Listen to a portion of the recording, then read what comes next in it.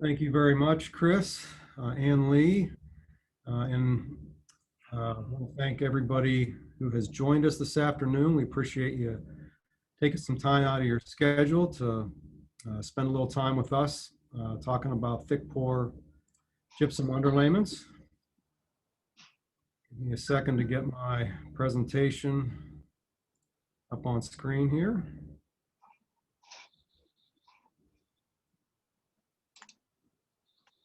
We certainly appreciate the National Floor Covering Association and the opportunity that we have to spend some time with you today talking about thick pour gypsum underlayments. As Chris said, my name is Seth Pevarnik. I'm the Director of Technical Services for Ardex Americas. And just so we're on the same page, I reference this as thick pour gypsum underlayments because we're focusing on the gypsum underlayments that are traditionally poured 1.5 inches thick. You see these in residential housing, commercial buildings like hotels and motels, things like that. And its minimum thickness is 3/4 of an inch, but very commonly poured at 1.5 inches thick over the entire surface, pumped from outside, truckload of sand out on the parking lot. So that's what we're talking about here. And what we have in store for you is to spend just a little bit on letting you know what gypsum is. Going to get a little technical with you, but I want you to understand some of the terms that are used out there or terms that you've heard. We'll take a look at why gypsum is used, what are those applications, where it is used, and we'll actually focus on the application itself. I mentioned about a truckload of sand out in the parking lot, and these applications are typical of that, where they're pumping from outside, pumping up multiple stories. So we'll actually look at that application. We'll take a look at the physical properties of the gypsum, so we have an understanding there. We'll certainly spend some time on things to look for, what you see out there out on site, good or bad, and then ultimately, what needs to be done prior to the installation of flooring. And as Chris said, if you guys don't mind, hold the questions to the end. We have, an hour time slot allotted for you here today. I'll spend about, 40 minutes or so on the presentation, and we'll leave some time for Q&A. And even if we're going longer than the hour on the Q&A, I'll be happy to stay on as long as necessary to get those questions answered. So let's get right into it. What is gypsum?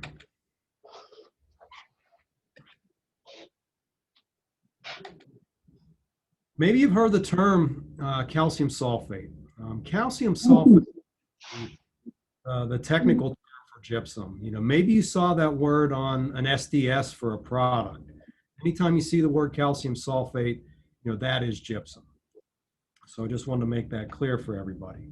Now, I'm going to get a little bit technical here because maybe you've heard some of these terms, but not that we need to memorize all this, going forward. I just want you to have an understanding of what gypsum is and where it comes from. There's a couple of different types of gypsum. Natural gypsum.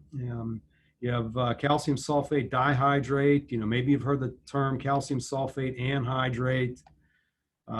These are natural gypsum materials. Natural gypsum is typically found in the earth. It's mined out of the earth, and it's typically found next to limestone. And it's, the limestone in the earth, and you got some natural things happening with the limestone that produces gypsum, and the gypsum ends up being right next to the limestone in the earth. There's also what's called calcium sulfate semihydrate, and that's taken this natural gypsum and actually altering it, through an autoclave process with temperature, pressure, and a certain degree of humidity to create a different types of gypsum, a different type of calcium sulfate. And quite simply here, you have, calcium sulfate, but then you have the dihydrate, which is basically 2 water molecules. You have the semihydrate, which is a half water molecule, as a part of that chemistry. And the only reason I'm telling you this is you're going to see here in a future slide that gypsum really is an engineered material that has a lot of different properties, and there's different types of gypsums to get different types of properties. So that's when I wanted to lay that groundwork here. Yeah, can I break my own rule and just say, how closely related is it to gypsum as a drywall material and gyp rock and all that? Is it? Yeah, absolutely. It falls into the same category. Gypsum drywall or gypsum sheetrock is the same similar calcium sulfate. It might be just a little bit different than what's used in the leveling materials or the thick pour gypsum, but chemically, the same thing. In addition to the natural gypsum, which is mined out of the earth, there is synthetic gypsum out there. And synthetic gypsum can be a result of the manufacturing of hydrofluoric acid. So it's basically a byproduct of the manufacturing of hydrofluoric acid. Another type of synthetic gypsum is from the burning of coal in power plants. It's also a byproduct, synthetic gypsum. So you have all the flue stacks that you see, and when they desulfurize these during the cleaning process, one of the results or one of the byproducts of that process is calcium sulfate, and that's synthetic gypsum. So I wanted to give you that background so that you had an understanding there. So gypsum gets a bad rap, and it certainly does.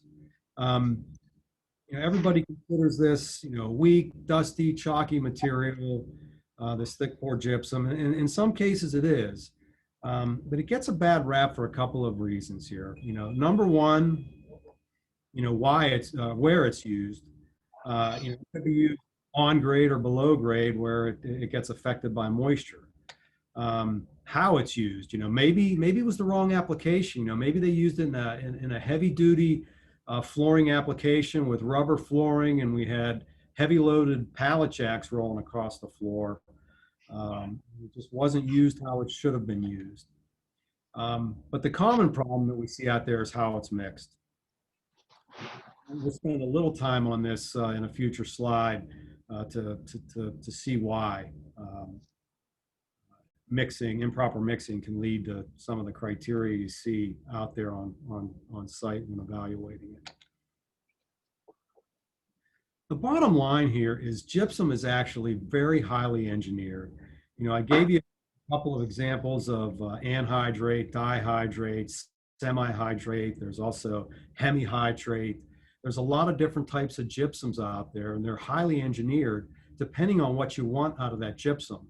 There's some that are fast setting, there's some that are moderate setting, there's some that have a long working time, some that have a short working time because they set quick. Some have high early strength and some have high ultimate strength. And there's some that are designed specifically for the bag products. So a lot of different types of technologies out there, highly engineered material. Little trivia for anybody. Does anybody know that there's gypsum in Portland cement? Portland cement's the binder that holds concrete together. And some Portland cement's used in the hydraulic leveling materials, the hydraulic patching materials out there in the market. But there is gypsum in Portland cement, and not sure if anybody knows why, but it's to regulate set. A little piece of trivia there. It's not used as a base material by any means. It's not used as a filler material. It's actually a part of the chemistry of Portland cement to help that Portland cement, cure at regular set intervals. Gypsum is also used as a part of the hydraulic cement formulas. And when I say hydraulic cement formulas, I'm talking about self-leveling materials, patching materials. Just real quick, the term hydraulic cement, and maybe you heard that before, is basically anything that sets chemically, a chemical reaction between the water and the powder, and has the ability to actually chemically cure underwater. Gypsum is used as a part of these self-leveling and patching materials chemistries. Not as a filler product, but as a part of the chemistry. So you may see that on an SDS sheet, calcium sulfate, and it may be a part of the chemistry to the point where it's there in the raw form, but once the chemistry happens, there's none more detected. It's not calcium sulfate as we know it. Where the percentage is ultra small, like less than a percent or something like that. So again, it's a highly engineered material. Let's take a look at why gypsum is used, why thick pour gypsum products are used. Number one, fire rated assemblies. Underwriter Laboratories does significant testing on different types of things, and especially fire ratings, where they test different products as a part of different assemblies. And it has to be a complete assembly for testing. And the gypsum manufacturers out there target that market because gypsum, whether it's gypsum drywall or a gypsum leveling material, performs well, in fire rated applications. And the thing that I want you to understand here, in order for a product to be sanctioned to have an assembly rating, it has to be tested as a part of a complete system. So, this one test that you see here in this picture, where it's 3/4 of an inch of gypsum over a wooden subfloor system to include insulation, that could be a $10,000 test just to conduct that test that one assembly. And it takes money and time to do that. And a lot of your leveling manufacturers, even though these products, the general leveling products out there, don't have fire rated assemblies, they don't contribute to smoke and they don't burn, but they're not suited to be inserted into an assembly like this in place of a product, because you have to have that tested, by an independent lab such as UL. So a big part of the thick pour gypsum is fire rated assemblies, as you see in this example here, a 1-hour floor assembly. Another application for thick pour gypsum is acoustics for sound and also thermal insulation. Very commonly poured over acoustic or thermal insulation membranes out there. Again, that's got to be tested as a complete assembly in that application. And the gypsum products, the manufacturers choose to go that route with their materials from a testing standpoint. Here's a picture of an application here, and I threw this one in to see if anybody can catch what's wrong with this picture. Anybody know what that is? It happens to be a nail coming up through the subfloor. And if you're using this from an acoustic standpoint, that nail is going to transmit sound down to the floor below. So not a good thing from an acoustic standpoint. As well as, Seth, you need to tape along the joints where the perimeter strip is. Excellent point. Excellent point. They hadn't done that yet in this picture here because they obviously had a nail sticking out of the floor. Absolutely. Excellent point. Another application as to why thick pour gypsum is used is hydronic tubing. You got your in-floor heating, hydronic tubing, meaning hot water going through the tubes. These tubes might be 3/4 of an inch in outside diameter, and we're using the thick pour gypsum to encapsulate that tubing and pour over top of the tubing, so that the gypsum's able to perform. You have to have a minimum thickness actually over the top of the tubing as well. So another common application as to where the thick pour gypsum's actually poured and used. Seth, what is that minimum thickness over the tubing? I'd revert back to the manufacturers. From my standpoint, on the thin pour applications, we require at least a 1/4 of an inch over the tubing. So for the thick pour, I'm sure it's at least a 3/4 inch standard, 3/4 inch over the tubes. Yeah, you're absolutely right. The minimum thickness for these thick pour gyp products is 3/4 of an inch, even if they're pouring on a wooden subfloor or whatever the case may be. It's 3/4 of an inch, so it makes absolute sense you'd need 3/4 over the tubing as well. So that application, certainly 1.5 inch thickness is very possible. I appreciate you jumping in there. So where is gypsum used? These thick pour gypsum products very commonly used in multi-story, multi-family living, with the wooden subfloors. I realize this isn't going to be, these statistics aren't going to be the same for everybody's market, but this is, just generally speaking across, North America. Approximately, 70% of the installations out there are wooden subfloor applications like you see here, very common. Hotels are similar, where you got precast plank as a substrate. For those who don't know, precast plank, also referenced as hollow core plank, are concrete plank that are manufactured in a facility in panels. They have typically a hollow core to them. You'll see hollow, they kind of look like hollow cylinders if you look at the cross section of the plank, but these plank that might be 4 inches thick, 3 foot wide, and 20, 30 feet long, something like that, are actually made in a plant, and then they're trucked onto a site and a crane puts them into place. And when they lay these plank in place, you got camber problems, one plank to the next. They just don't meet up perfectly, so it needs a lot of leveling. And thick pour gypsum poured at thicknesses of 1 inch, 1.5 inches or so is common for that application. And then the last 10%, generally speaking, is just commercial, construction, over a concrete substrate. So that kind of puts things into perspective as to where these thick pour gypsum products are commonly used.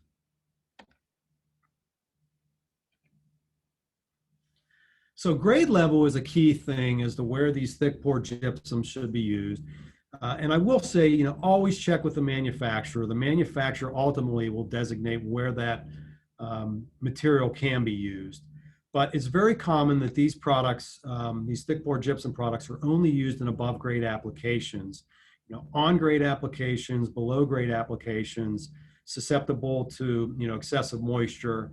And the thick pour gypsum is more is detrimental to moisture. Moisture affects that, can be detrimental to the product, more so than your traditional patching or leveling materials out there on the market. So, very common that you see these products only used above grade. And, one of the problems out there when you see issues is, installation on or below grade where moisture has affected the gypsum.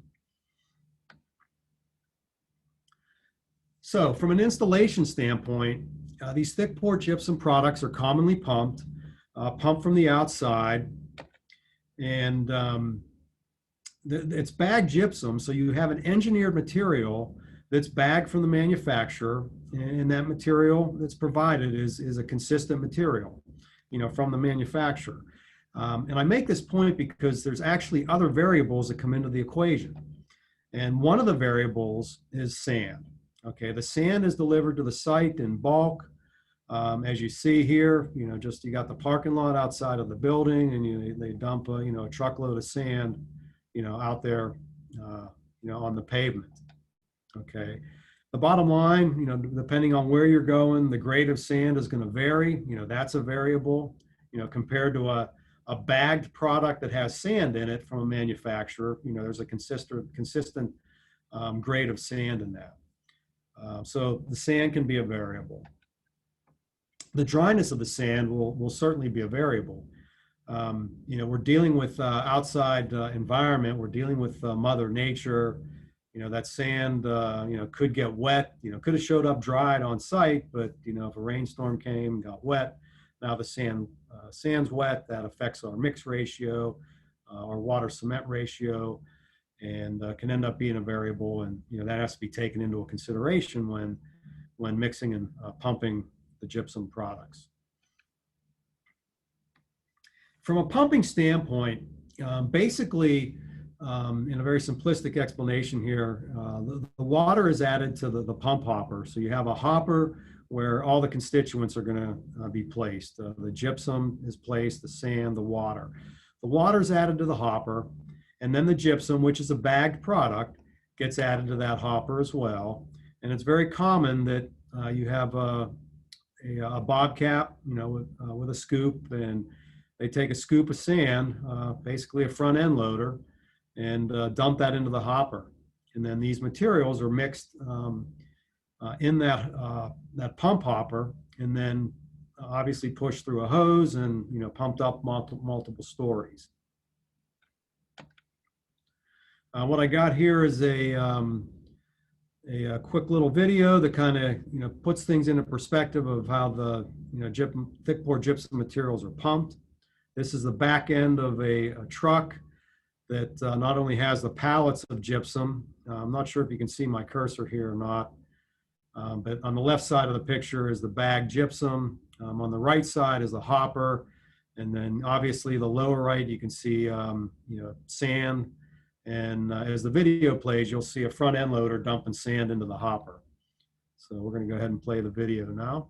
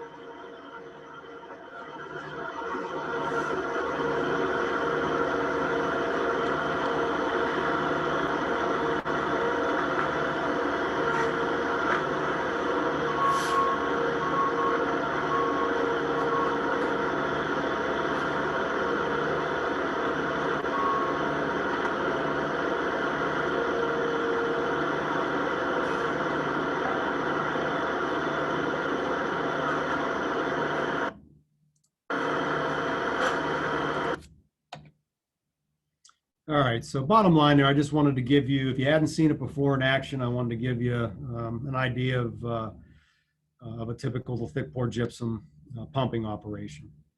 Now, we did talk about some variables that the contractor has to take into mind, the sand, the water, the wetness of the sand, the dryness of the sand, certainly the water, that kind of thing.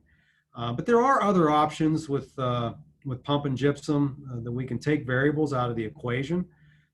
There is an option of the gypsum being blended at a ready mix plant where you're controlling the sand, the constituents, meaning the sand, the cement, the water, all done by weight, put into a concrete truck and driven to the job site. But the downside of this is the job's got to be close to the plant, so the bottom line here, while this has been done, it's not very common to be done. Something that is a little bit more common that you see is by taking the variables out of the equation is basically a silo at the site, where you have the raw materials that are weighed to specification. So you got the gypsum, you got the sand, the right grade of sand, the dryness of the sand, all in a hopper, all in a silo, as you see here. Weighed to the right and blended to the right ratio. Then it's a matter of just letting the silo feed into the mixer and adding the correct water. That's a way to take variables out of the equation.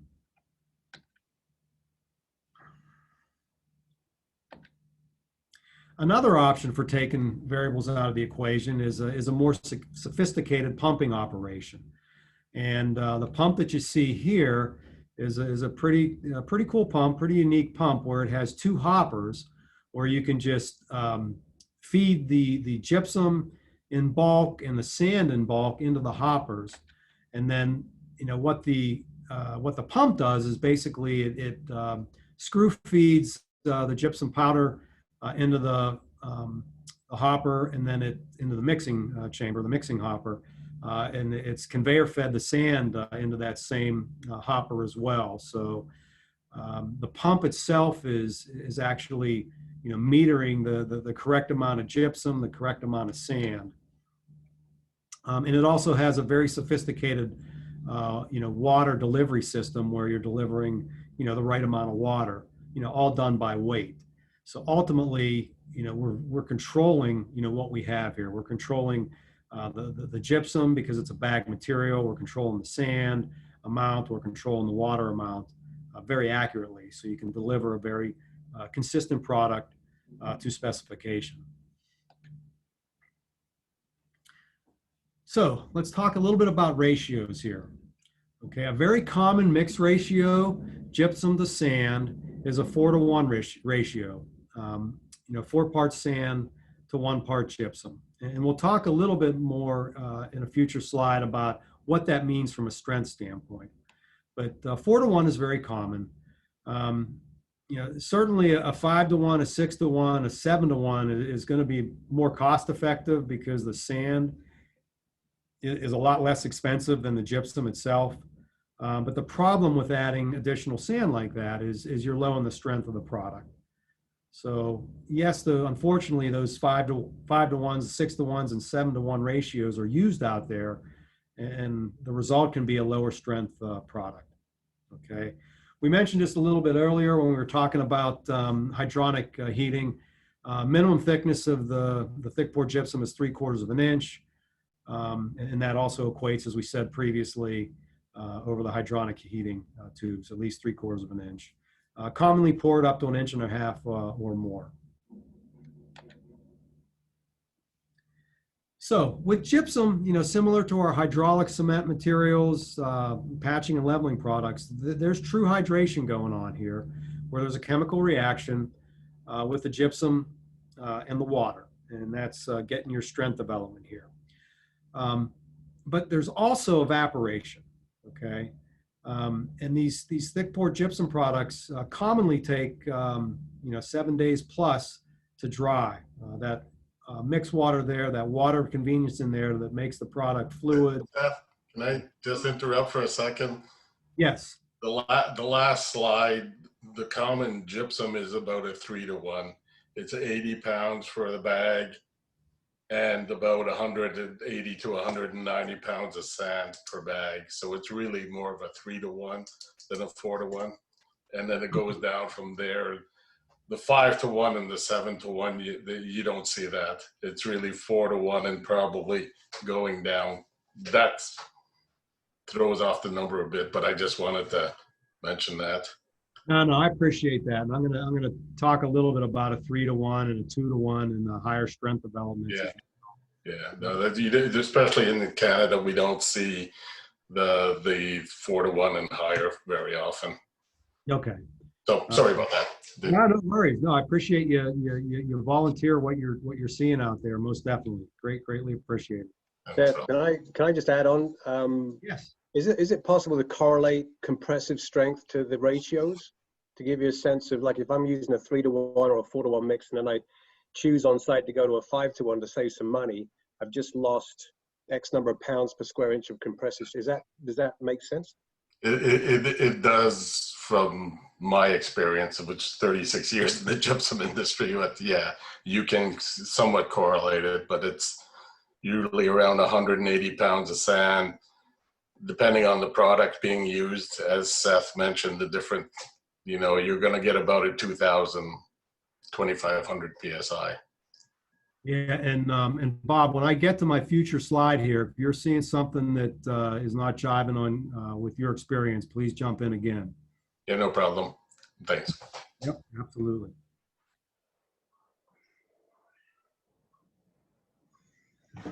So anyhow, you have true hydration going on, a chemical reaction, gypsum in the cement for strength development, and you do have evaporation that's occurring, and it's common for 7 days or so for the water to evaporate out, and your site conditions are going to dictate how slow or how fast the drying occurs. If you have warmer temperatures, good airflow, and lower humidity, then it's going to dry quicker. If we have cooler temperatures, poor airflow, higher humidity, then things are going to take longer to dry out, and that's with anything that's is trying to dry. Seth, David Burns, I can help you on that one too. Typically, gypsum dries in about, on an average, it's about 1/8 of an inch a day. I'm sorry, say that again. 1/8 of an inch per day. Okay. On good drying conditions. So if you have good ventilations and such. Gotcha. That makes sense. I appreciate the input there as well.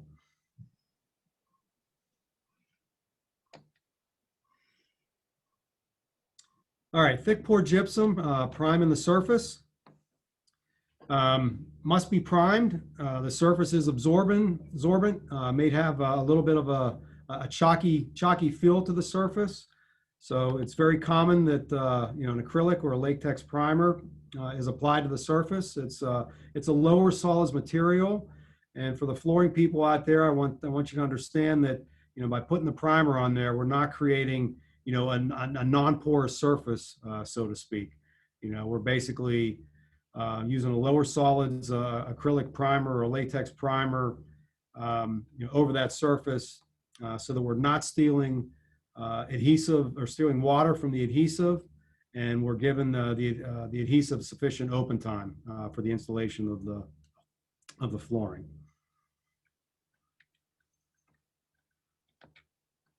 Now, whose obligation there? Very commonly, it's the general contractor or the flooring contractor that is applying the primer, based on my experience here. Once the contractor has left, is finished pouring, it could be 3, 4, 5, 6, 7 days before, it's dry enough to put the primer down. The contractor's gone, and in my experience, very common that the general contractor or the flooring contractor applies the primer. If you guys are seeing different in your area, by all means, shout out here. Seth, Dave Burns again. Bob, you can back me up on this if you know if it's changed, but in my past experience, some of the manufacturers, the gypsum manufacturers, require that the contractor place the primer in order to give warranty. Is that correct still, Bob? Yes, it is. It is. Typically, but often the flooring contractor is the one who puts it on, depending on how far after the pour they're actually laying their flooring down, right? You know that as well as I do. It's typically you should be sealing it, what they're referring to as priming here, but it's kind of, as Seth was mentioning, it's going from the GC to the flooring contractor to the gypsum contractor, who's supposed to actually seal the floors. In many cases here, when the gypsum installation company has not been allowed to do that, it gets to the point where the GC doesn't do it, and all of a sudden now 9 months later or 6 months later, the flooring guy gets to it, and now it throws red flags because some guys will consider it as primed and or consider it just like a concrete surface and go ahead and lay their floor goods on it without checking it. So agreed. You're right there, Dave. And in that whether if it's 9 months later after the floor was actually sealed, it's questionable whether the sealer's actually doing anything either, right? Yeah. So the specification should be clear to remove any ambiguity, because any ambiguity just ends up with everybody passing it down the line until it's kind of too late. And certainly the flooring contractor, unless they plan to, probably doesn't have the money to do it properly. And if it's now super porous, you're using more primer, and it's just a recipe for disaster. So we try to work with specifiers to help them put the right language in to guide the GC to make sure the right thing gets done at the right time. I would suggest, Chris, on this fact is it actually, in theory, it should be primed twice or sealed, if you want to use that term. I don't like the sealed term because for me it throws a red flag as an ex-flooring guy. But it should be primed by the gyp company per se to help protect it, give it a wear layer almost, if you will, to tighten up the surface for construction traffic. But by the time the flooring guy gets to it, the foot traffic, especially down a hallway or main corridor, has worn that off to the fact that now it should be re-primed, and then that now becomes part of the flooring contractor's scope to do that. So I would almost put it in on both sides, to recommend that. I don't disagree, Dave, but I think you'd have to dilute it, the first coat, right? Because if you get a film development with the second coat, you're gonna still have the problem with film.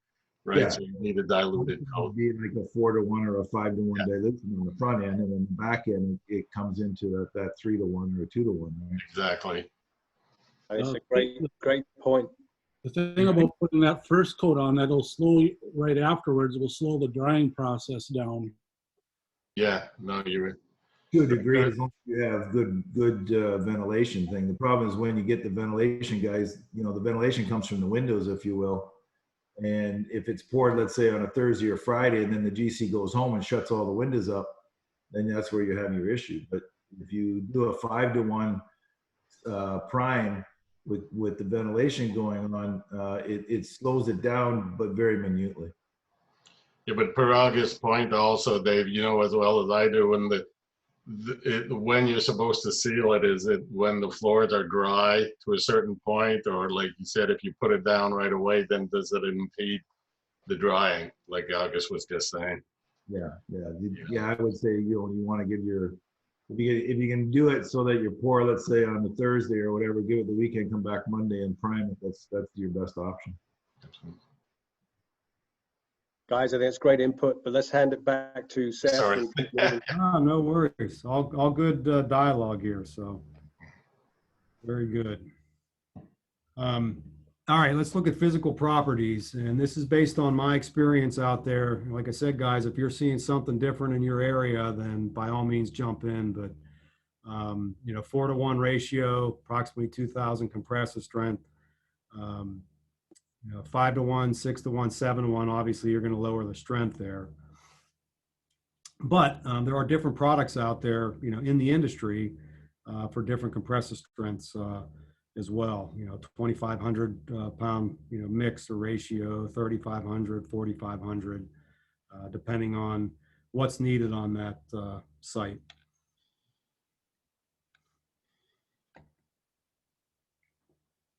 So I want to make everybody aware of a thick pour gypsum standard out there in the industry. It's ASTM 2419, standard practice for installation of thick pour gypsum concrete underlayments for the preparation of the surface to receive resilient flooring. We're talking about strength properties there, and that standard references compressive strength for the thick pour gypsum, over a wooden subfloor should be a minimum of 2,000 PSI.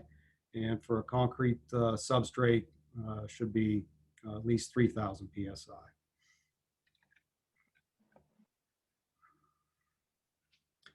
So moving on for things to look for once you get on site, whether it's a renovation, whether it's new construction, the surface of the gypsum, we just spent some time on primers. Should be primed, prior to the installation of floor covering. The first thing we can do is do an absorbency test in accordance with F3191, ASTM F3191. That's a newer ASTM standard that we built probably about a year or so ago, something like that.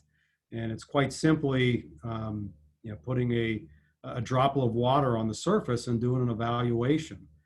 In the top, the top picture, you can see that the water soaked right in, leaving a dark spot in the floor.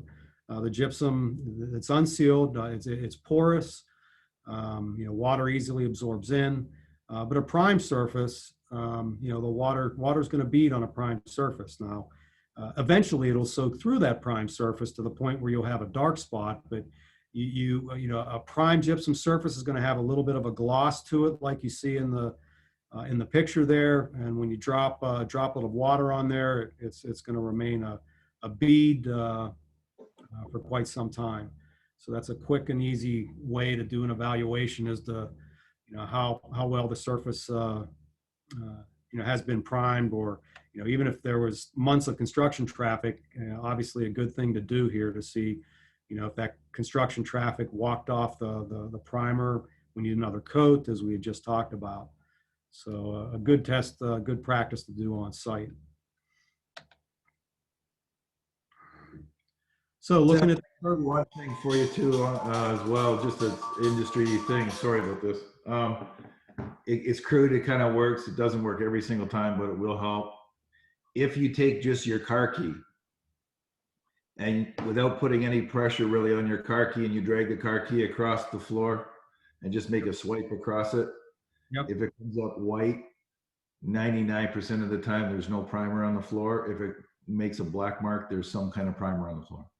Yeah, that's an excellent point. The metal, the metal on the car key, over a non-porous surface like that, or a sealed surface like that, whether it's burnished concrete or a sealed floor like that, will leave that metal burn mark, if you will.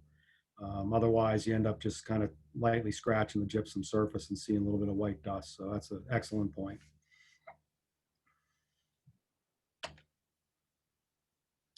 So, you walk on a site, renovation, project, let's see what we're dealing with there. Is the surface dusty? Is the surface weak? What are we dealing with there? If we're sealing, if we're able to just, jab a screwdriver down through that with no effort at all, that certainly throws up a red flag on that renovation. If we're easily taking our fingernail and, gouging down into the surface a quarter of an inch on a renovation, that certainly throws up a red flag. So, not just looking at this as, new construction, we're talking about, seeing this on a renovation as well. We've got to do an evaluation of that surface to see what we're dealing with there. Taking a coin or a key for that matter, and can we just easily just gouge down into it, a quarter of an inch or 3/8 of an inch, that throws up a red flag, actually over any product for that matter. What are we dealing with here? We need to raise that flag and get the appropriate parties out there to take a look at it. Did the sealer that was applied afterwards, can I just take the corner of the sealer and just peel the sealer right off? That's not a normal thing to see out there. The sealer, soaks into the gypsum surface and it bonds the gypsum mechanically. You can't just peel that sealer off the surface, but, I've certainly seen projects where you can, and that throws up a red flag. What happened here? We got to get to the bottom of it and see what we need to do, going forward here. Let's talk a little bit about drying the gypsum. Whether it's a gypsum product, a patching material, a leveling material, leave the torch at home. You can't be drying things out like that. You can't be forcing things to dry. But with the gypsum underlayment, we did mention that we got chemistry there, but we also got evaporation that's occurring. And we said this previously a little while ago, but that depends on temperature, humidity, and airflow. As I said before, warmer temperatures, low humidity, good airflow, it dries really well. Things dry really well. But higher humidity, lower temperature, poor airflow, and things take longer to dry. Okay. One of the ways you can test to see if materials are dry is mat test in accordance with ASTM D4263. Yes, ASTM has a test method for taping a piece of plastic to the surface and letting it go for 24 hours. And, if there's still mixed water in the product, and you do this mat test, you'll see a dark spot underneath, the mat after, 24 hours. So that's a common thing in the industry to test for mixed water dryness of materials. Okay. One of the things that I want you guys to keep in mind that can be a huge problem out there is basically, they pump gypsum on a Friday afternoon and the GC just totally closes up the building, for the next 3 days. And we basically create a greenhouse in there because there's no airflow, there's nowhere for the moisture to go. And, it's just sitting in the air. It's obviously going to make the area take a long time to dry. So, the key thing here is good airflow. Certainly warmer temperatures are going to help, and lower humidity, but good airflow on the job site is going to help the thick pour gypsum dry quicker. Seth, if I may, sorry to bug you. Yeah, If you're going to do a mat test, again, in my experience, do the mat test back in a closet or somewhere where there's low airflow. Reason being is in the open areas, where the air comes across, the floor may be dry, and you might go ahead and think, oh, it's good to go, and you put down your sheet goods and such. And now you get back into the corner or into the closet areas or whatever where there's low airflow, and you put it down and it won't be ready to go. So my experience is to put it back in the corner or closet or someplace in there. And I typically would leave mine down for 48 to 72 hours. That's fine. The longer the better. Does August have something? August should be one of the ones commenting on this. Yeah, like you said, going back in the back corners, that would be the best place to checking for dryness. And you're really going to be, mat tests, it's a real good indication where you're at, but is it really getting down to the dryness of what the finished floor goods is requiring? They all have different, most of them are under 5%. You get into your hardwoods, they get even lower. So knowing what the finished floor good is looking for your finished drynesses, and then using a good moisture meter like a Delmarst DD2100, which has the gypsum scale on it, would really work well in getting down to the dryness that the floor good requires. Yeah, excellent point. I mean, there are the probe moisture meters out there that have the selector switch for the concrete as well as gypsum, registering in a percentage, and based on the manufacturer's experience, can confirm what that percentage equates to from a dry time.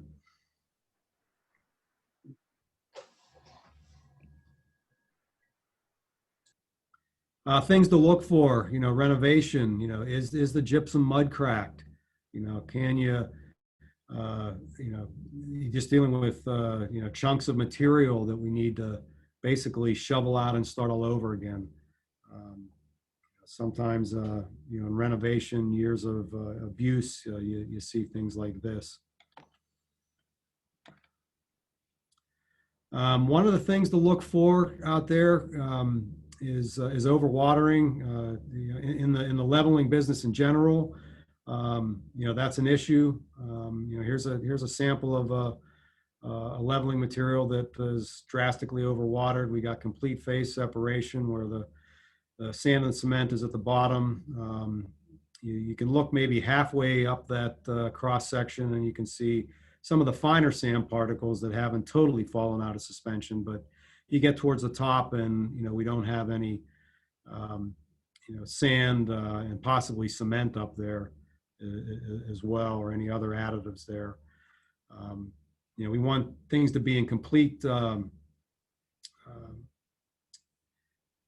we want things to be complete top, middle, bottom from being homogeneous.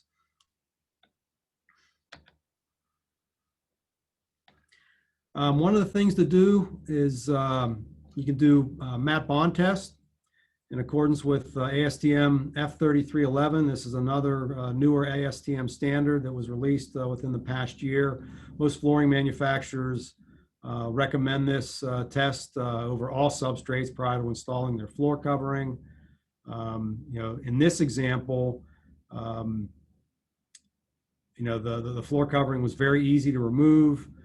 We basically removed with no effort. We're leaving left with a thin residue of the gypsum on the underside. This test is, you're basically installing a piece of floor covering in accordance with manufacturer's recommendations, allowing it to cure for 72 hours, and then removing the floor covering and evaluating the bond of that floor covering. While this picture does not show a good result, here's another picture that shows a very good result of a flooring mat bond test over a thick poured gypsum application. It should be very difficult to remove, and the common mode of failure is cohesive failure within the adhesive itself. And this is typical for an acrylic adhesive or styrene butadiene rubber adhesive, your SBR latex adhesives, those types of flooring adhesives. Very common. So bond test is a good thing to do as well. From a repair standpoint, there are engineered gypsum plaster / Portland cement self-leveling products out there in the industry that are designed to, fix, thick pour gypsum products in the renovation application. These engineered materials are low tension materials, have high strength properties, and basically provide a new substrate for the installation of finished flooring. Very fluid like the thick pour gypsum products, but designed to bond and perform in thin applications. Most of them are 1/4 inch applications.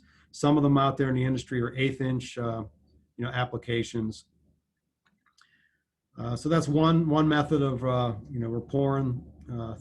repairing thick pour gypsum. Skim coating could be another option, but I want everybody to be cautious on this. There's certainly an application for doing skim coating over existing gypsum. These skim coat products they're applied so thin that there's virtually no tension when they cure. But that thin coat of a patching material, does not change, what's directly below it.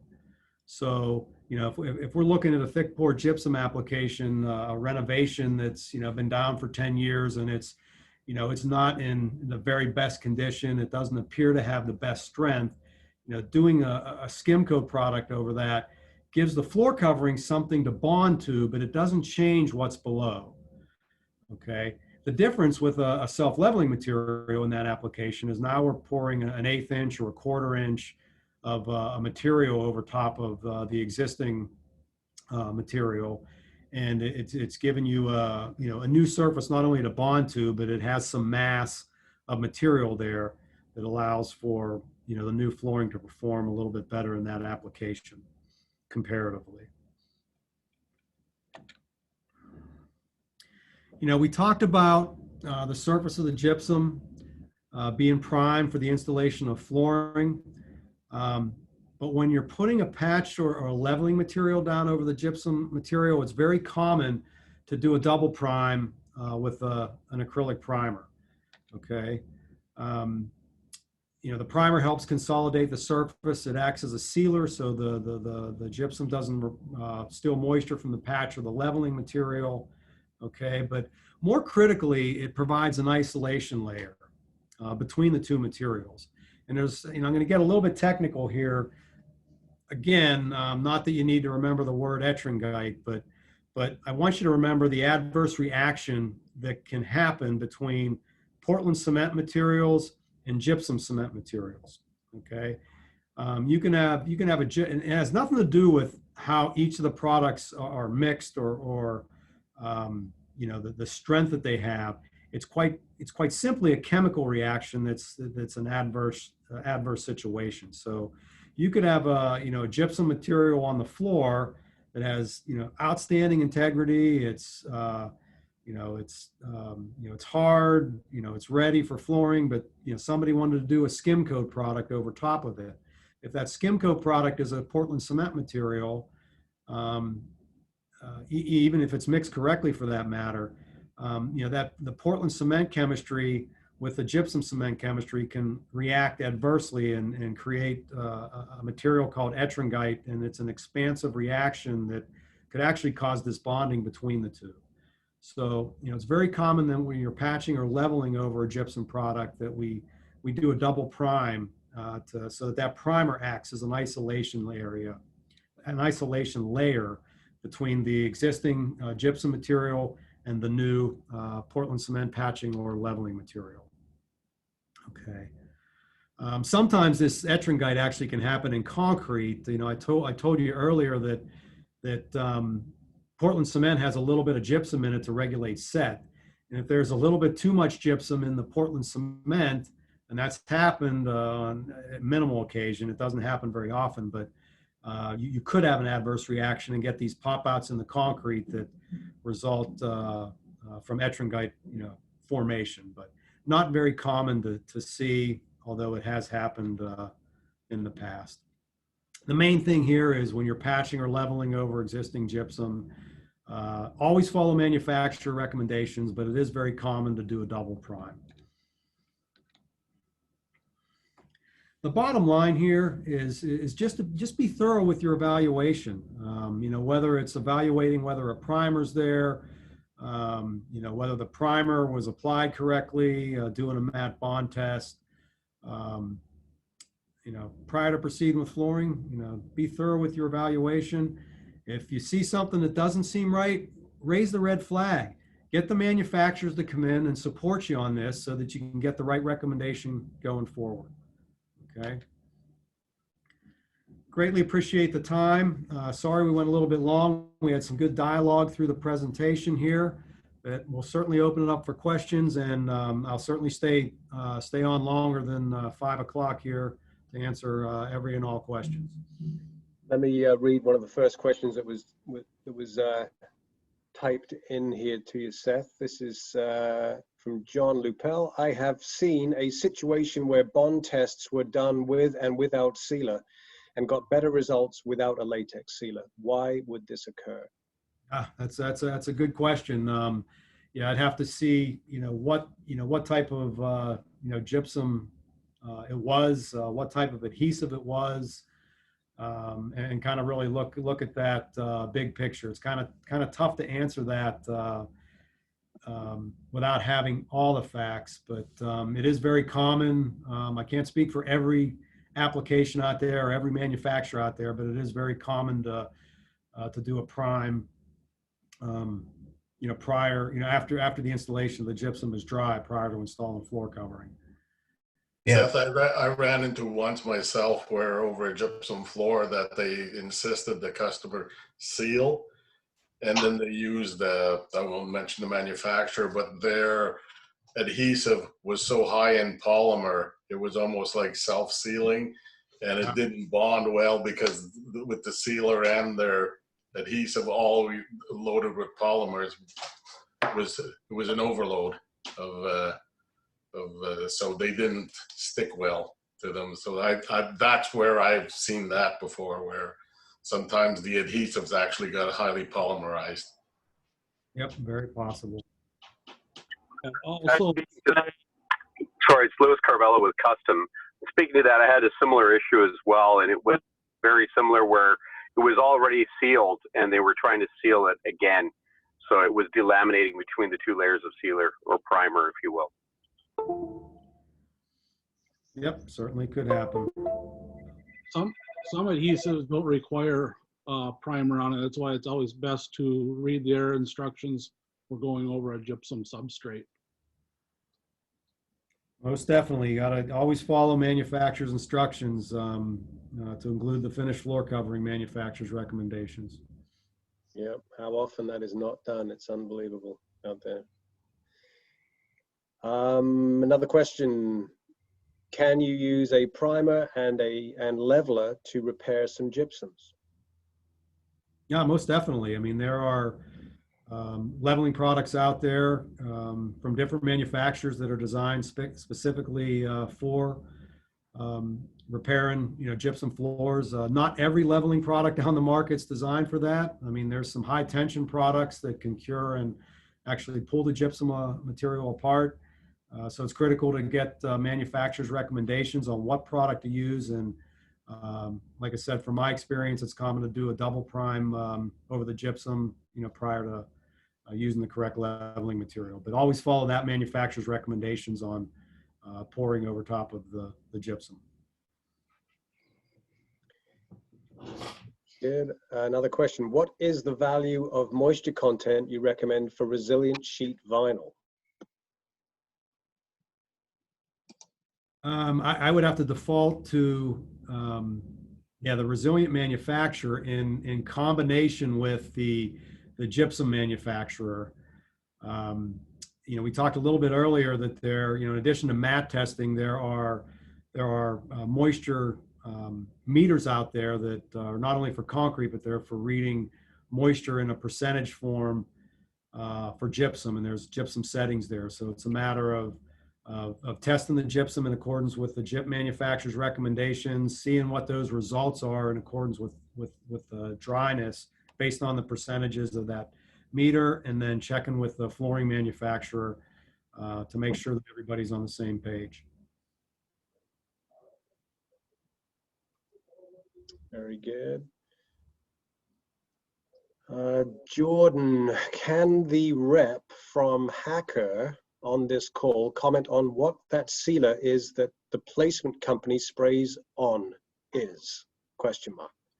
How does this play with our primers? Question mark. Measured on a Tramex CME4 or CME5, properly dried gypsum can and should be 0 to 10% in my experience.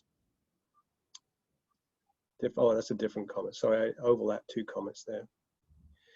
So is that a fair question? Can the rep from Hacker on this call comment on what that sealer is that the placement company sprays on is? Not sure if that's... Yes, we here at Hacker, we have our Hacker top coat or Hacker floor sealer that can be used prior to the finished floor goods, but we always tell it's always best to use what the finished floor manufacturer and adhesive, some of them have their own primer for going over gypsum, and that would supersede our instructions because they know that their primer works with their adhesive over the top of the gypsum. Where then you would compare to using ours, then now there's 2 different things going on there. So it's always best to follow the finished floor applicator manufacturer's recommendations for a primer. I wonder if that could be part of the answer to John's question and our experience. Maybe you end up with doing a bond test in an area where that sealer has been applied, and then you're trying to put an acrylic on top, and maybe that's where you're getting some weirdness happening. Exactly, and that's exactly true. Is if it doesn't follow for a primer, I would always recommend doing a bond test with the sealer that they're recommending, making sure that it is working. Is it being diluted enough? Because if with the technology that's out there at the gypsums now, is some of them are leaving a really tight, dense surface, and if the sealers aren't diluted enough, it actually leaves a skim over it, or if it was put down before the gypsum was, you leave a skim layer over the top of it, and that acts as a debonder itself.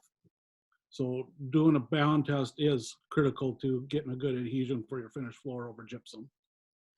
Sometimes when you're applying the primer / sealer too, some application guys will roll the primer on with a paint roller, and they'll actually literally paint the floor and put too much of it on so that it does skin, and they don't realize that. And when they put their adhesive to it and you do your bond test, it'll actually peel off too. So in my past experience, I like to put the primer down with a Hudson sprayer, if you will.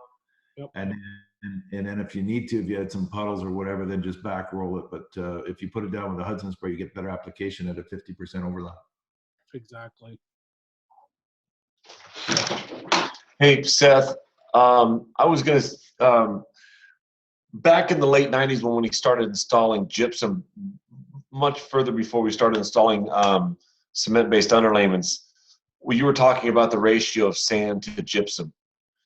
And this is kind of on the heels of what these guys were talking about. We were noticing that anytime we were dropping down into the 2-to-1 or even 1-to-1, you talk about that skin getting real tight on top of the gypsum.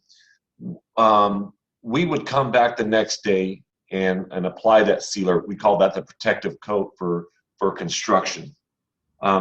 We were noticing that if we didn't dilute that primer in a 2 or 3-to-1 ratio, that we would tend to get fisheyeing or that skin that would film on the top, and that would be a major complaint for flooring installers.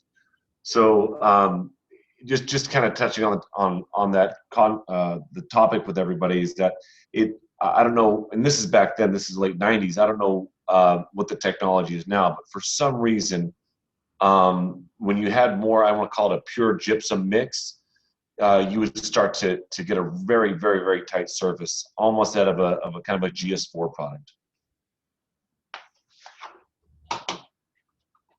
No, I mean you can. I mean there have been some jobs that have gone 2-to-1, gyp to sand. It's certainly a higher compressive strength material, the surface is a lot denser, and would make it more difficult for a higher solids primer ratio, to get in, and the risk could be fisheye. From my experience, I mean, we were talking about dilution ratios, but a little bit earlier there, but it all depends on what the manufacturer has to begin with, what the solids are on that product. We have to begin with, when we're diluting it 3-to-1, 4-to-1, 5-to-1, whatever it might be. But I would have to say, generally speaking, the solids content in the primers are probably in the maybe 10% solids, something like that. So that we're getting good penetration, and we're not creating necessarily a non-porous surface, so that when you comb adhesives out onto the surface, you have the right amount of open time. It doesn't pull the water out of the adhesive. You have the right amount of working time as well, for a successful installation.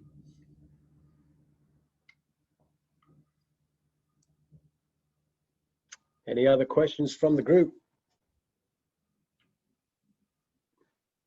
That's it. Seth, nice seeing you again. I'm gonna go drink some Johnny Walker Blue Label.